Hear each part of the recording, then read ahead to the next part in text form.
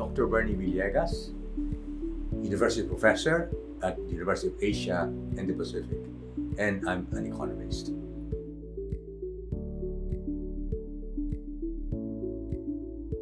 What I'd like to talk about is how the Philippine economy will survive the ongoing global economic crisis. The first thing I'd like to stress, so that we don't have an inferiority complex, because for more than 20 years we were called the sick man of Asia.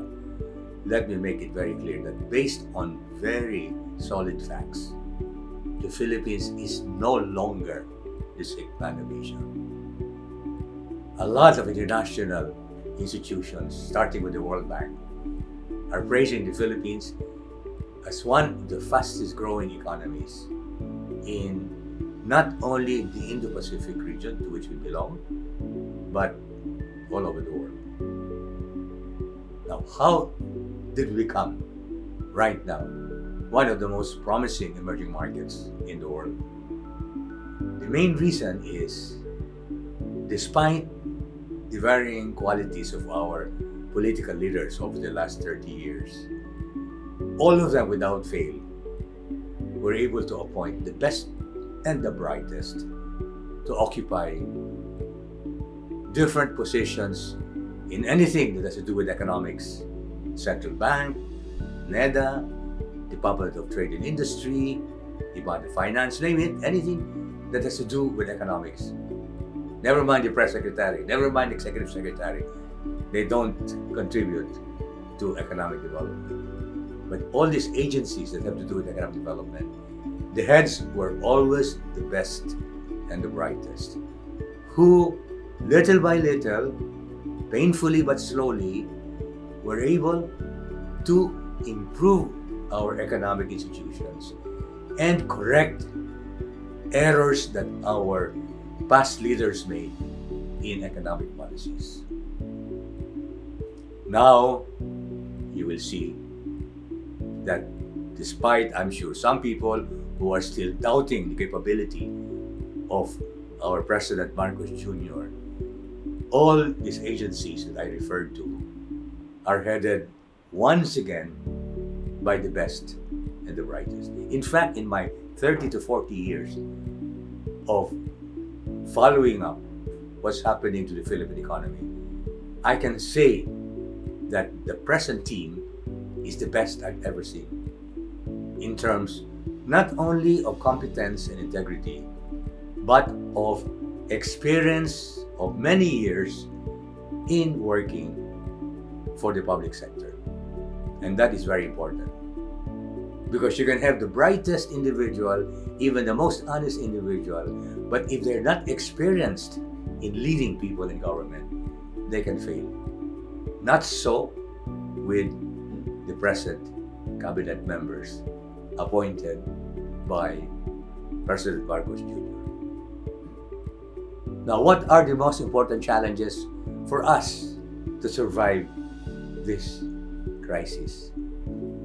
Number one, and I'm so glad to see the President himself occupying the position of Secretary of Agriculture, because the biggest crisis has to do with food security. We have to improve the productivity of the agricultural sector. That's the area where we lag the most in Southeast Asia, especially compared to our peers, Vietnam and Thailand. And that is why all of us who can do anything to improve food security should help President Marcos Jr.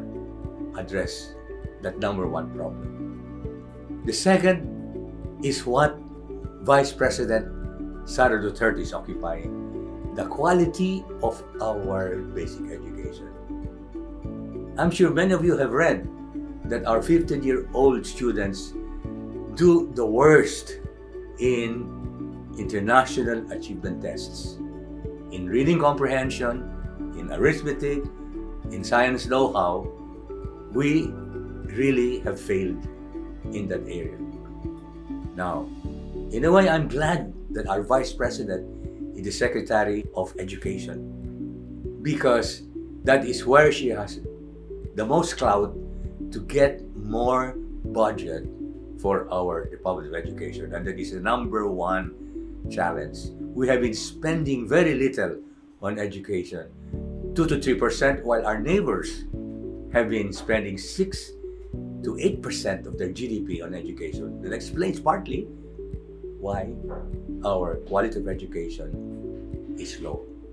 So that's the second most important challenge. And finally, I would just like to appeal to the public that despite what reservations you may still have about our political leaders, you at least think of whatever you can do in those two fields of improving the way we provide food to the population and the way we educate our children. You don't even have to agree with what our leaders are doing. Each one of us can do something.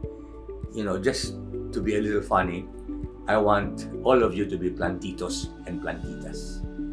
You can just get a small plot behind your house and plant papaya, cabbages, pechay, and at least you can provide your own home, and it's not difficult. There are companies like East West Seeds, Harvest, that can provide you the seedlings, that can provide you the technology. So each one of us can contribute to food production. So until our next podcast, thank you for listening.